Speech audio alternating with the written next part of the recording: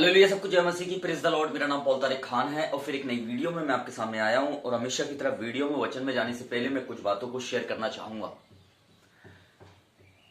इस बात को ध्यान रखें कि खुदावन जब फर्क को बताता है, किसी फर्क को वो अगर बता रहा है आपको, तो वो इसलिए बता रहा है ताकि आप उसको जान सको और आप डाइवर्ट ना हो सको। थंबनेल टाइटल देख के आप पढ़ लिया होगा कि मैं किस टॉपिक और किस मुद्दे के बारे में बात कर रहा हूं, और मुद्दा बहुत अहम है। और आज हम कुछ फर्क देखेंगे कुछ चीजों के बारे में कि यीशु मसीह और मोहम्मद साहब, इन दोनों के बारे में हम फर्क देखेंगे कि इन दोनों में क्या अंतर है, कि फर्क क्या है, डिफरेंट क्या है। कि बहुत से लोग यीशु मसीह पर नहीं ईमान ला पा रहे हैं। मैं अपने मुस्लिम भाइयों से कहना चाहूंगा, मुसलमान भाइयों से, कि वो यीशु मसीह पर ईमान नहीं ला पा रहे हैं। क्यों नहीं ला पा रहे हैं? तो आज कुछ चीजें हैं जो उन्हें क्या करती हैं, यीशु मसीह पे ईमान लाने से रोकती हैं। पर मैं आपको बताना चाहूंगा कि उन्हीं चीजों को, उन्हीं डाउट्स को मैं यहाँ क्लियर करने आया हूं और मैं कुछ बताने आया हूं ताकि वह यीशु मसीह पर ईमान लाने पाए। मेरे मुस्लिम भाइयों से मेरी दरखास्त है, वो भी हमारे भाई हैं, और मेरी उनसे दरखास्त है कि आप इस वीडियो को देखने से पहले हटे ना, बल्कि इस वीडियो को पूरा देखें ताकि आपको फर्क मालूम हो सके। तो मैं बताना चाहता हूं, अगर हम पढ़ते हैं, हम कुरान से ही कुछ आयतों को लेंगे और उसमें से हम बताएंगे कुछ फर्क। कि यीशु मसीह, अगर हम पढ़ते हैं कि यीशु मसीह जब आए तो वो किसी फिजिकल और या किसी ह्यूमन, मतलब किसी सेक्सुअल तरीके से नहीं आए। वो आए यस परमेश्वर, जैसे हम कह सकते हैं खुदावन के जलाल से, उसकी कुव्वत से, उसके वचन से, उसके कलाम से पैदा हुए। और यीशु मसीह को करमतुल्लाह भी कहा जाता है। मैं आपको बताऊं तो बताइए, मैं कहना चाहता हूं, कुरान से एक आयत है, अगर हम पढ़ते हैं सूरह अन-निसा, जिसमें 4वां बाब उसका 71वां वचन लिखा है, मसीह ईसा मरियम के बेटे बस अल्लाह के रसूल ही हैं। मैं बताना चाहता हूं, मसीह ईसा मरियम के बेटे, जो मरियम के बेटे हैं, किसके? मरियम के बेटे। और कुरान इस बात को साबित करती है कि वो चमत्कार एक मौजिज़े तरीके से वो पैदा हुए। अब कोई चीज अगर मुझे बताइए मौजिज़े तरीके से हो रही है तो क्या है वो, आप बताइए। अगर कोई चीज मौजिज़े से हो रही है, चमत्कार से पैदा हो रही है, तो वो क्या है? वो खुदा की तरफ से आई, वो सेक्सुअल से नहीं आई है, वो किसी गुनाह से पैदा नहीं हुई है ना। खुदा किसी का मोहताज नहीं है कि वो किसी इंसान का सहारा लगेगा, कि किसी इंसान का सहारा लेगा किसी चीज को पैदा करने के लिए। पर कुरान यहाँ ये बताती है, अगर हम पढ़ते हैं सूरह अन-निसा में, फिर मैं दोहरा देता हूँ कि उसका 4वां बाब उसकी 71वीं आयत लिखा है, मसीह ईसा मरियम के बेटे हैं। किसके? मरियम के बेटे। और कुरान किसी इंसान के बारे में, किसी आदम जात के बारे में किसी बात का कोई जिक्र नहीं करती है कि यीशु मसीह किसी आदम जात से पैदा हुए।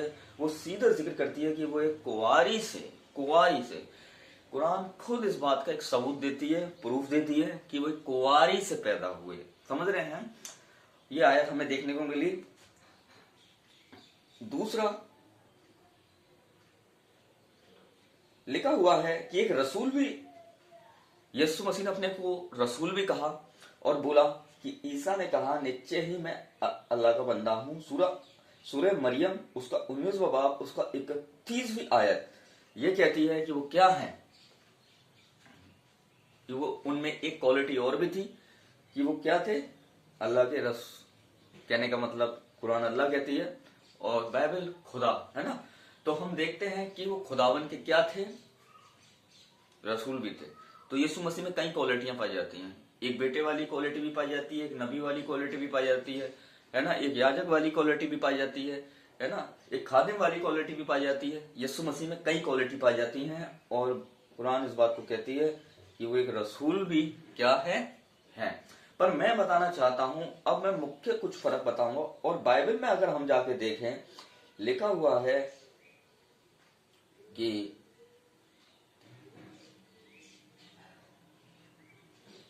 और मती की एंजिल अगर उसका 3 बाब उसका 17वां वचन आप जाके देखेंगे तो वहां लिखा है, ये मेरा, बाइबल में, अब ये मैं बाइबल की बता रहा हूं आपको, बाइबल की आयत है ये मेरा प्रिय पुत्र है जिससे मैं प्रसन्न हूं। अब खुदा खुद कह रहा है कि ये मेरा क्या है, बेटा है।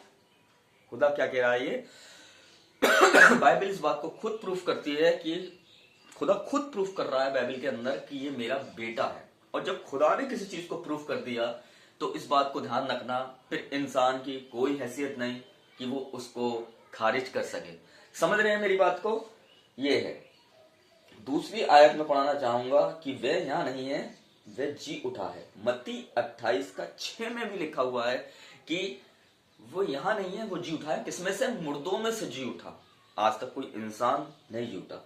अब मैं कुछ फर्क भी बताना चाहूंगा कि यीशु मसीह और मोहम्मद साहब में कुछ फर्क बताना चाहूंगा कि फर्क क्या है। यीशु मसीह ने अपनी जिंदगी में शादी नहीं करी, पर हम देखते हैं कि मोहम्मद साहब ने अपनी जिंदगी में बहुत शादियां करी। उनकी कई बेगम थी, जिससे लिखा है खदीजा बिन खुवैलिद पहली पत्नी उनसे है और सबसे ज्यादा प्यार किया। पहली बीवी सौदा बिन तमुआ, आयशा बिन अबू बकर, हफ्ता बिन उमर और जैनब बिन खुजैमा। लिखा है उम्मे सलाम, हिंद बिन अबू उमैया, जनेब बिन जहाश, जुबैरिया बिन हारिस, उम्मे हबीबा, रमला बिन अबू सुफियान और सुफिया बिन हुए और मैमुना बिन हारिस। इन सभी को उम्महातुल मोमिना की मां कहा जाता है। मैं बताना चाहता हूं कि इन लोगों ने कहीं अपनी जिंदगी में कहीं शादियां करी, पर यीशु मसीह के हम देखते हैं बाइबल नहीं बताती यीशु मसीह के बारे में कि उसने कोई भी शादी करी हो, क्योंकि खुदा को गवारा नहीं कि वो किसी से नापाक रिश्ते बनाए, क्योंकि वो पाक है। और वो किसी को बुलाता है तो वो भी चाहता है कि वो भी पाकीज़गी में उसकी हुजूरी में आए। तो खुदा के लिए ये मुमकिन नहीं है कि वो किसी से शादी करे, क्योंकि वो खुदा है, वो पाक है। ये इंसान ने गुनाह किया और इंसान फिर इन चक्करों में पड़ा, तो ये और हम आप सब गुनाह की पैदाइश हैं। तो मैं बताना चाहता हूँ सबसे पहला फर्क जो मोहम्मद साहब में और यीशु मसीह में है कि वो मोहम्मद साहब ने कई शादियां करी, जिसमें एक आयशा नाम की भी लड़की थी, पर मैं बताना चाहता हूँ, और कई उनकी खातून, कई उनकी बेगम थी, पर मैं आपको बता दूं यीशु मसीह ने एक भी शादी नहीं करी। दूसरा फर्क हम बताना चाहते हैं आपको कि मोहम्मद साहब अल्लाह के खुदावन के बेटे नहीं हैं, पर यीशु मसीह खुदावन के बेटे हैं। ये दूसरा फर्क हमें मालूम चलता है कि आपको मैंने बता दिया कि वो मोहम्मद साहब बेटे नहीं है, उन्हें रसूल कहा गया है, एक नबी के तौर पे कहा गया है, पर यीशु मसीह को एक बेटा भी कहा गया है बाइबल के अंदर। तीसरा फर्क हमें मालूम चलता है, मोहम्मद साहब ने एक भी मौजिजा नहीं किया, पर यीशु मसीह ने कई मौजिजे किए। अब मैं अगर आपको एक वचन में बताऊं, एक एक आयत में खोल के दिखाऊं तो वीडियो बहुत लंबा हो जाएगा, इसलिए मैं वीडियो ज्यादा लंबा करना नहीं चाहता, पर मैं आपको मोटे मोटे मुद्दे, मोटी मोटी चीजें, बेसिक चीजें मैं बता दे रहा हूँ। यीशु मसीह ने, क्योंकि वो हम जानते हैं कि यीशु मसीह ने कई चमत्कार किए, और कौन कौन से किए, तो गलील के काना में देख लिया, अंधे को आंखें दी, मुर्दों को जिंदा किया, बहरे को कान दिए, गूंगों को जीभ दी। तो ऐसे किस बहुत से तरीके से यीशु मसीह ने क्या करा, मौजिज़े दिखाए। तो ये कुछ फर्क है। मोहम्मद साहब मुर्दों में से जी नहीं उठे, पर यीशु मसीह मुर्दों में से जी उठे। और बाइबल और यीशु मसीह का हम जो पुनरुत्थान का दिन होता है, जिसे हम वो मौत को हरा कर उन्होंने मौत पर कब्जा किया, और पुनरुत्थान बोलेंगे हिंदी में, और इंग्लिश में रजिस्ट्रेशन बोलते हैं, जो हम बोलते हैं कि तो यीशु मसीह ने मुर्दों को में से जिंदा हुए। ये चौथा फर्क। और कुछ फर्क है जिससे हमें साबित होता है कि यीशु मसीह क्या हुआ। यीशु मसीह ने जो भी तालीम दी, मोहब्बत करने की बल्कि लड़ाई झगड़े की नहीं की। तो ये बताऊं आप, ये कुछ फर्क हैं जो हमें देखने को मिलते हैं, है ना। और मोहम्मद साहब किसी कुंवारी से पैदा नहीं हुए, यीशु मसीह कुंवारी से पैदा हुए, कुव्वत और कुदरत और जलाल से हुए। मोहम्मद साहब किसी शख्सियत, किसी मतलब कहते हैं सेक्सुअल तरीके से आए, पर यीशु मसीह सेक्सुअल तरीके से नहीं आए हैं, वो खुदावन की कुदरत और जलाल उसके कलाम से पैदा हुए। तो ये कुछ चीजें हैं जो हमें देखने को मिलती हैं, और ये चीजें साबित करती हैं। कुछ वचन भी हमने लिए हैं, कुछ कलाम की आयतें भी हमने ली हैं कि किस तरीके से ये चीजें मैं प्रूफ करती हैं। आयतें तो बहुत है, अगर मैं प्रूफ करना चाहूँ तो ये वीडियो कम से कम आधे घंटे का 1 घंटे का बन जाएगा, पर मैं ज्यादा लंबा वीडियो करना नहीं चाहता क्योंकि अपलोडिंग में बहुत दिक्कत आती है। पर मैं थोड़े थोड़े पार्ट्स में आपको समझाने की कोशिश करूंगा और इस तरीके की सीरीज में आपके सामने लाऊंगा कि हम सच्चाई को बयां कर सके और शैतान के झूठ को हम दूर कर सकें। तो समझ गए आप सारी चीजों को कि किस तरीके से फर्क दोनों में देखने को मिलता है। मोहम्मद साहब उठा नहीं लिए गए आसमान पे, पर यीशु मसीह जिंदा उठा लिए गए। ये सबसे खास अहम फर्क है एक मुर्दों का और एक ये वाला जो उठा लिए गए आसमान पे। तो मैं बताना चाहता हूं कि ये कुछ फर्क हैं जिससे हमें ये साबित होता है कि मोहम्मद साहब और यीशु मसीह में कितना फर्क है। और यीशु मसीह मोहम्मद साहब को एंड में आने का आखिरात के वक्त हुक्म नहीं है, पर यीशु मसीह को आखिरात में आने का हुक्म है और यीशु मसीह ही आखिरात के वक्त आएंगे। तो ये कुछ फर्क है हमें देखने को मालूम हुए।